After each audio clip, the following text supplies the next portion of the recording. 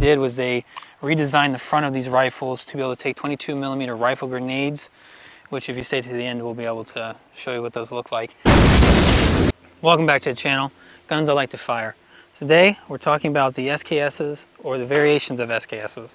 Right up here, we got the Type 56 Nurenko from China, and then below that we have the Zastava. This is the M5966, and it is from Yugoslavia. Former Yugoslavia, as of '91. Damn commies. All right, so first things first, we're going to give a brief history synopsis of each of these rifles. Starting from the first one at the top, we have the Chinese Type 56 SKS. So even after USSR production of the SKS, China kept producing these for a very long time. And by the 1980s, they had produced over 9 million of these rifles in their different variants. The Chinese actually got this weapon design from Russia, and they liked it very much due to its reliability and all the different biomes. This one is the shorter barrel one, the 16-inch version.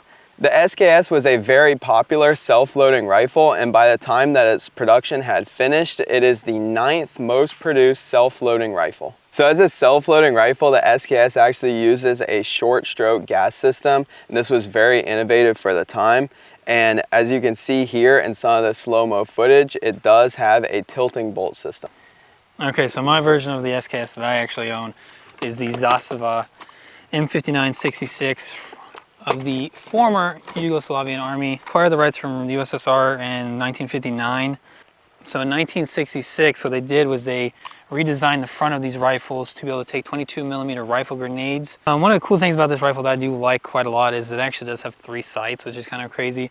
So right here, obviously we already have the rifle grenade sights up, and then you take the gas port here and you put it into what basically it's single shot mode, closed mode, and you push down and rotate it back, and you actually can't even do that. So then you basically close these down. They're stiff. They're a little stiff. They're very stiff. What's cool too though is it has like its regular rifle sights, and it actually comes with a night sight, which I did not know when I originally purchased it. Kind of found that out just playing with it and messing around, figuring stuff out. So I'll have to have a close-up shot of what that front sight looks like. Definitely. Picture basically an orange pumpkin or like an orange. Also comes with a nice, fun, pointy stick. So then if somebody's still coming in your house after 10 rounds, you can just deploy pointy stick, boom. So this rifle was still in service in the Yugoslavian military and the police forces all the way from 1959 to 1991, until Yugoslavia was finally dissolved, which I think is kind of interesting because that shows like the longevity of this rifle. Definitely. While the host country, USSR, may have only used it from 1945 to about 1950s when they started ramping up AK productions. Then they were able to pawn this off, not necessarily pawn it off, but give it to allied nations that were friendly to the USSR. A lot of other countries did love this rifle quite a lot due to its ruggedness, reliability. So one of the cool things about the SKS is that it actually was used in 30 plus nations. A couple of these include obviously Russia, the USSR, China, Yugoslavia, North Korea used it, North Vietnam, and Cuba. Yeah. I will say that China did produce the most of the SKS rifles, and while shooting it, you can kind of tell that it's very communist sort of shooting it. You can feel the areas where it's a little bit cheaper. They didn't put all of their production quality into the SKS. They kind of just got these off of the stamping press and put them into service. I feel like, just like looking at them here, right? The way the wood feels on this one, and it's more slick. Yeah. Yours is definitely prettier. And looking at like the internal components, they look like it's a lot more tighter. Not worn as much as well. I will say that mine, when I did purchase it, there was cosmoline all over it. There's still cosmoline around the chamber right here, and we won't even go back into the cleaning. No, not again. Cleaning situation. But this whole stock is just full of cosmoline. Yeah. Which, nothing against the Chinese, that was done after to preserve them, but I will say that I'm not sure it may have gone a little overboard in some spots. Yes, and it definitely does not shoot as clean as this one now. Yeah, this one, when I purchased it, it had cosmoline on it, but it wasn't as like much as that one. Yep. And I have fully disassembled this, taken it apart, tried to get as much out with just like patches as I can, and I need to like give it a bath. But yeah, basically, this one wasn't too bad. Like they're, obviously taking this apart and getting like the bolt and then all that stuff. It wasn't too bad. The thing actually was for me was actually getting all this stuff up here. Yeah, like in the little tight crevices. Yeah, that was a pain in the ass. And even I still have some down here too. Yeah, but, I will say that the Cosmoline probably did its thing because my bolt is definitely less rustier and worn than yours. Yeah. The feed lips, which is interesting, the feed lips on yours for the stripper clips actually felt a little bit wider. Mine was very tight to get a stripper clip in, whereas yours, it kind of just went in. I would say loading yours, like I don't know if it's the spring that's in the magazine is like just kind of more worn in. Yeah, it could be. Yours is a lot easier to load than mine was. Definitely. Mine was a lot stiffer to get in there. But you can just feel right now even how much more strength that spring has in it. Oh yeah. Circling back to the fact that the stripper clips fit in here a little bit better than the Chinese one, I think that might be because there was less production of these and the tolerances might be a little bit better than mine. I will say as well, mine shoots gas everywhere when you fire it. The whole day I got sprayed in my glasses with just gas. So over the course of the day, we did multiple different drills with these. We also just had some fun shooting at the range. We got a little bit of warm up in this morning. We did a couple transitions and a couple just rapid fires before we got into the moving and shooting, the bill drills, everything like that. The first thing we started off with was the bill drill. What was your experience with that? Bill drill, I feel like yours, because it is lighter up front. That's the one thing with like having the grenade rifle attachment, the grenade sights, the bayonet. There's a lot more weight up front with this. Obviously, it also being a longer barrel. Doing the bill drill, I feel like it's actually a lot quicker to get yours on target. To get it on target, yeah, it was definitely quicker. One thing we talk about up front is I do not care for that trigger in the Norinco. And the Norinco. I don't know if it's maybe the spring or what have you, but I feel like that, I like how quick, like how you can get kind of pretty mobile in it. Like if they were like doing a character creation, this put a lot of stats in mobility, and this is like precision. Definitely. It was fast to shoot. I think I actually did shoot this one faster because that was kind of my warm-up one. But once we got into it, I felt like I could shoot faster with this one just because like when you slap the trigger, it did have a little bit more reset, whereas yours, it was easier to pull for like precision shots. On the bill drill, I'm just guessing my time was slower with this one because it was my warm-up, but it was definitely easier to acquire the target. I probably got on target quicker with that one. Yeah, I would say probably the same thing for me. This was a lot quicker to get on target. Shooter, do you understand the course of fire? This is the Type 56 Norinco. And shooter ready? Fire. Shooter, are you ready? Yep. Fire. Definitely faster than me. Shooter ready? Yes, sir. Fire. Fire. So for this rifle, ever since I bought it, I've had it for about 2 years. I put about 500 rounds on it, including rounds from today. Yep. And then I know you have... Yeah, I've probably owned this one for about a year now, and probably around the same 500 rounds, and then whatever we put on today. Yeah. So I know that's not necessarily a lot. Yeah. But we are trying to, because we are a smaller channel, and we are trying to bring multiple rifles with different calibers to the channel. We're kind of on a budget doing this. We're doing the best we can. We're balling on a budget, let's just say that. So circling back to the bill drill, 6 rounds obviously. The muzzle rise on the Yugoslavian one is definitely much better. It's much more controllable. We did a couple just single shot like recoil tests to see without trying to anticipate the recoil. This one shoots very, very flat. Yeah. It really probably is just because of the front weight with the bayonet. And then we moved from there to like some more mobility shooting, and that's when this rifle really kind of shined. It did shine.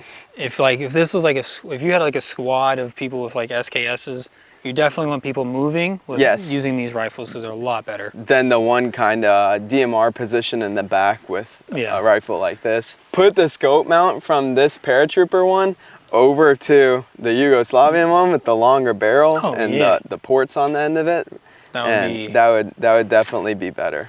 But yeah, definitely trying to transition, and we'll have some footage up here too of the trying to get around the barrels and everything like that. This is much worse. Shooter, are you ready? Yep. Fire.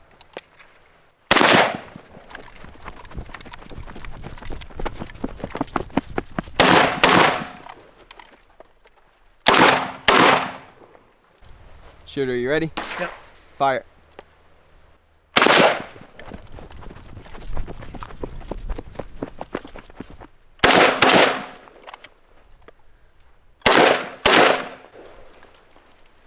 That was noticeably slower. Yeah, it felt slower to me too. All right, it's my turn to run now. I've been practicing for this, so let's see what I can do. You understand the course of fire? Yes, I do. So stand by. Fire.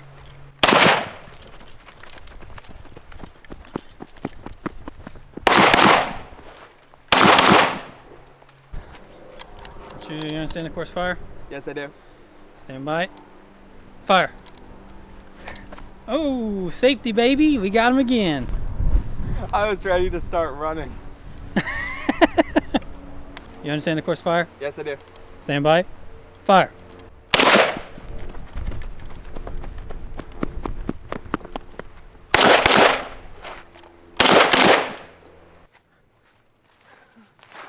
Just the running factor with the shorter, lighter weight one was much better to shoot. Much more controllable.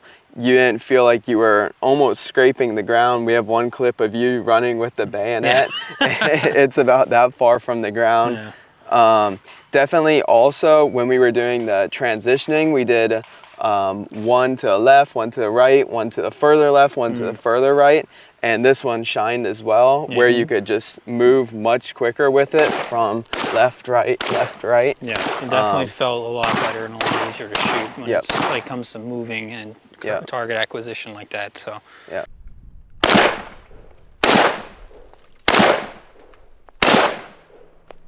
think I pulled two of those shots. Yeah. Yeah, I pulled. That was rough. Yep.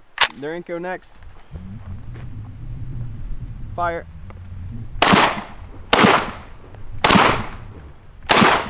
But when it comes to precision, single shots, the recoil impulse being a little bit more didn't really matter. Because when you shot one at the left and then went over to the right, it doesn't matter. Now, if we were to do like 2 or 3 on each target, this one might have performed a little bit better. Yeah. I don't know. Like I said earlier, I like the way this trigger feels on this one, and I like the way it's just flatter shooting, like recoil wise. Definitely. But it's kind of weird because I want like a hybrid of both of these. Yeah. I want the trigger and the. If this trigger was just in here, I think I would fall in love with this rifle even more. We did a couple as well where we were one standing, one kneeling, one proning. Yeah. And for this. It did shine, but I kind of did enjoy this one a little bit more. I felt like once you got down into a prone position, it felt at home. It was natural. Yeah. All right, so now it kind of comes down to what I think of the rifle overall. And actually, I haven't shot both. I'm about 100 on this one today, so appreciate you letting me shoot that. And then of course. Just having a lot more time on this one. When I first bought this, to be honest with you, I wasn't that big of a fan. It didn't like. Oh my God, an SKS. You're kind of just like, it's an SKS. It's an SKS. It goes for my collection. You know, having a lot more time on this, I actually kind of come to appreciate this rifle for what it is. It's like a hybrid of like it has like the accuracy that I like. It doesn't have necessarily the amount of ammo like a 30 round magazine would have. that is like the one Yeah, negative, yeah. you know, downside to that. Just also the way you have to load it is, the stripper clips are hit Yeah. or miss. I mean, You can find some good stripper clips out there that are not necessarily worn in, and the ones you have are not bad. They're actually no, they're not bad. they're in They're good shape. pretty much brand new. But They're a little bit hard because new yeah, metal, but yeah. But overall, I enjoy the SKS for what it is. I definitely see this as definitely. like a good like range gun. Yeah. If you were to ask me, hey, would you recommend me purchasing an SKS? I would say for the money for what they are going right now, which it varies from like 500, I've seen some of them, to like 800. I think Supply and demand, they're definitely higher than what they were. yeah. If you're a collector, I would definitely recommend picking one up. They're fun to shoot. I honestly like I should have brought my AK today because I could have It tested would have like, been a cool comparison. and yeah, definitely like recoil wise. I feel like this was actually a lot more enjoyable to shoot like recoil wise. And I don't know if maybe that's just because of the weight up front. Yeah. But I feel like it recoils a lot better than the AK. And I feel like it's probably a little bit more accurate than the AK. But I would say if you're a collector, definitely pick this up. It's definitely worth your money. Definitely shop around and do your research before you jump in. Just finding one on the wall at a local gun store or whatever. Do your research first, because there is some differences. But even though these basically are the same rifle, there are differences, and you should know those differences and research that. I think I came into this with a little bit different opinion when he asked me if I would recommend someone to buy this. I was thinking about, obviously, if you're a collector and you like milsurp guns like I do, definitely get an SKS. Yeah. I mean, it's something you have to have right now. They're still fairly cheap. I feel like they're going to keep going up. Everything, But I started thinking about this from a defense situation. Most states, you really can't have an AR anymore because of the detachable magazine, because of the pistol grip. Unfortunately, that's all stupid. But this is a gun that you can have in every single one of the 50 states. There's no pistol grip. It only holds 10 rounds. So if you need a defense gun that still works very well, it is reliable, it's cheaper than an AK as well. Yeah, yeah. I would recommend one of these guns for that. The semi-auto system is phenomenal. The only problem is it's very loud. These would be very loud anywhere indoors. Yeah, and one thing too is like, make sure to check the triggers when you're at when you're at the store before you purchase. Please ask if you can dry fire and dry fire it. Because I have heard from, I know we've talked to people. Yeah. Some of the triggers can be very hit or miss. Some of them are very good. My trigger was definitely it's not a miss, but it's definitely not as good as this Yugoslavian one. Yeah, I would definitely make sure to check the triggers. Do your research and make sure you go over the rifle you're going to purchase with a fine-tooth comb. Yep. Because if you're a collector, you're going to want to make sure all the parts match, the serial numbers, all that stuff. Yeah. And you also want to figure out just which one you want. Like you said, they all do have differences. Yeah. We figured out today that the Yugoslavian one, everything like the tolerances seem tighter. It seems like it doesn't shoot as much gas at you. I think this would be a better collector's gun than the Chinese one, but it would also be cool to have multiple. It'd be cool to have the Yugoslavian one and the Chinese one and the like an actual USSR one. Yeah, exactly. One, yeah, those are kind of hard. I mean, they're not hard. You just gotta look I around. Personally haven't seen one in person to buy. Yeah, I haven't either. We've gone to multiple gun shows. I've seen a couple of these, a lot of these ones. I think these were, you can still, they still import these, I'm pretty sure. I'm not sure. I'd have to check up on that, but I'm pretty sure you can still get those. That's why I feel like this one was a little bit pricier probably than that one, because these are harder to get necessarily because they just don't import as many. Yes, this one's definitely, and if you tried to go buy one right now, a Yugoslavian one definitely will be more expensive than a Chinese one. But like you said, do your research. Don't just walk into a gun shop and purchase the first one you find. There's a lot of tools for that. There's websites you can go to, gun traders, go to many shows. You'll find a deal. Yeah. Don't buy a gun just based off emotion. Yeah. I mean, that hurts. Well, it's true because no, I mean, my, the 03A3. Yeah. I saw it. It definitely wasn't the best. I could have made a better pickup. I got a good deal on it, but I definitely did buy that off of emotion. Yeah, I was like, I want this gun, and I definitely have a purchased few it. rifles like that too myself. So This one just happened to be at a gun store, the Chinese one, and I function checked everything. I took it apart. I was like, okay, it's a good rifle. It comes with the sling and everything, so a good deal, and I purchased it. So they're still available. yeah, overall, I definitely enjoy the SKS quite a lot. I hope you enjoyed the video today. Make sure you like and subscribe Yep. if you haven't already. We appreciate that. Thanks for And watching, guys. yeah, we'll see you next time. Later.